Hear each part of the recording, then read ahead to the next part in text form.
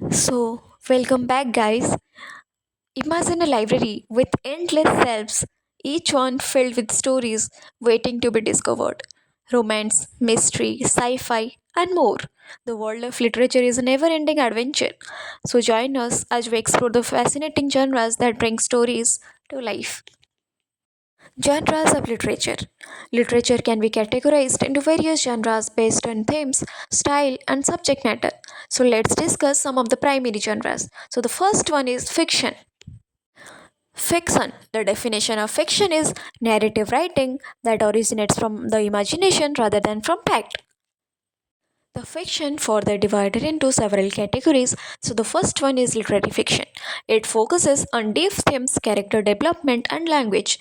The historical fiction set in a particular historical period. The science fiction explores futuristic technology, space, or alternate realities. The fantasy features magical elements and mythical creatures. The mystery centers around solving a crime or unraveling secrets. Thriller filled with suspense, excitement, and tension. The romance focuses on love stories and relationships. We have second genre that is non-fiction. The definition of non-fiction is a factual writing that explores real events, people, or concepts. We have subgenres of non-fiction that is biography or autobiography. The autobiography tells the life story of a person, and the memo a personal recounting of specific events in the author's life. The essay explores a particular idea or theme. The journalism it reports on current events or investigations. The self help guides readers on how to improve aspects of their lives. Travel writing describes experiences of visiting places. Then the third one is poetry. The definition of poetry is writing that uses rhythmic and aesthetic qualities of language to evoke emotions or ideas. Then we have subgenres of poetry. The first one is lyric. A lyric expresses personal emotions or feelings. Then epic. The epic is a long narrative poems about heroic deeds or events. Haiku, a short and a structured poem with a 575 syllable pattern. Then we have the very famous sonnets, poem with 14 lines as a specific rhyme scheme. Free verse, it deals with poetry without a strict rhyme or a meter.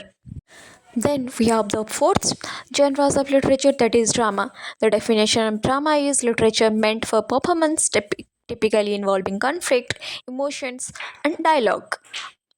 The subgenres are tragedy, focuses on human suffering, often ending in death or downfall. Then we have comedy, uses humor or often ends with a happy resolution. Then tragic comedy, a mix of tragic and comedic elements. And melodrama, exaggerated emotions and sensational events. Then we have folklore. The definition of folklore is a traditional stories passed down orally representing cultural myths and legends. Here are the subgenres that is myths, stories that explains the origin of the world or natural events. Then we have legends, stories based on historical events or figures but often exaggerated. And we have fairy tales, stories involving magic often aimed at children. And fables, short stories that teach moral lessons often featuring animals. Then we have another genre that is satire.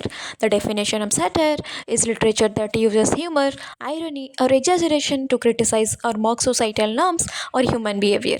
For examples, Animal Farm by George Orwell, Gulliver's Travels by Jonathan Swift. Then we have horror, our everyone's favorite.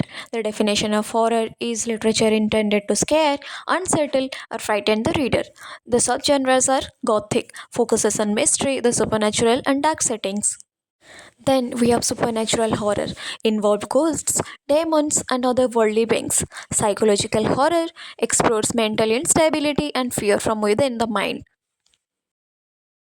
Then we have another genre that is Bildungsroman. It focuses on the psychological and moral growth of the protagonist from youth to adulthood. For example, Jane Eyre by Charlotte Bronte, The Catcher in the Rye by J.D. Salinger. So each genre provides unique perspectives, techniques, and narratives, enriching the diversity of literature. So that's all for today. Don't forget to like this video, share with your fellow book lovers, and subscribe for our daily dose of literary goodness. Thank you and have a nice day.